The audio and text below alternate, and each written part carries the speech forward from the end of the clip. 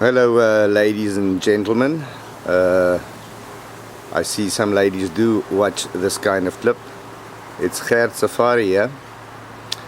On the table in front of me is lying a 2500 Sumatra 500cc pre-charged pneumatic air rifle. It is not my rifle, but was kindly loaned to me by a gentleman that I met a couple of months ago, and he is allowing me to play with it a bit. It came at the exact right time, since another friend also bought one of these monsters, I nearly want to say, and is finding that it's very loud when you shoot it. So he asked me if I couldn't maybe look into making a silencer or moderator. Now, to all you guys in the United States, there are extremely strict laws about silencers and moderators, or whatever you want to call them, in your country. I don't know the laws, but just be careful.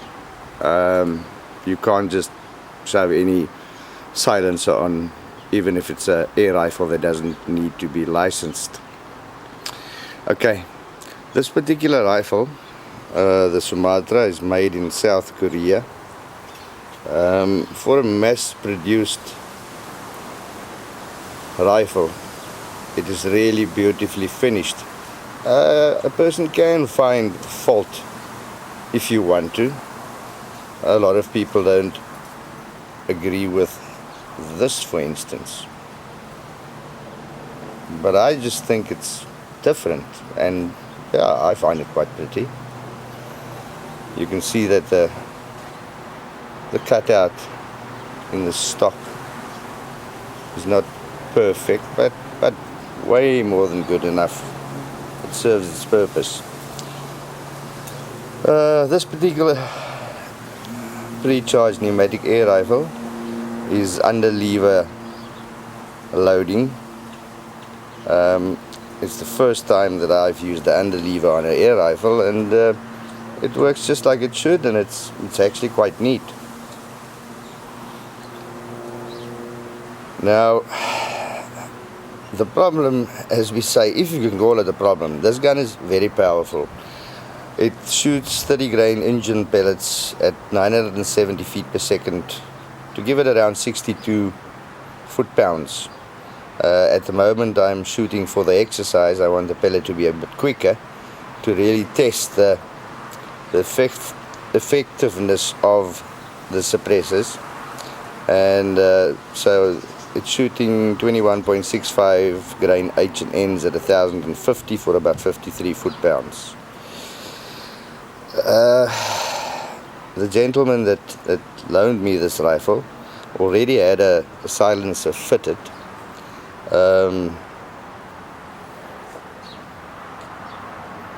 It's I don't know if it is the real McCoy, but it certainly looks like what they call a deci blocker. It's got 6 conical baffles inside of it, and apparently it absorbs some swirl and can even make the air rifle more accurate. However, I do not think that it really shuts this rifle up all that much.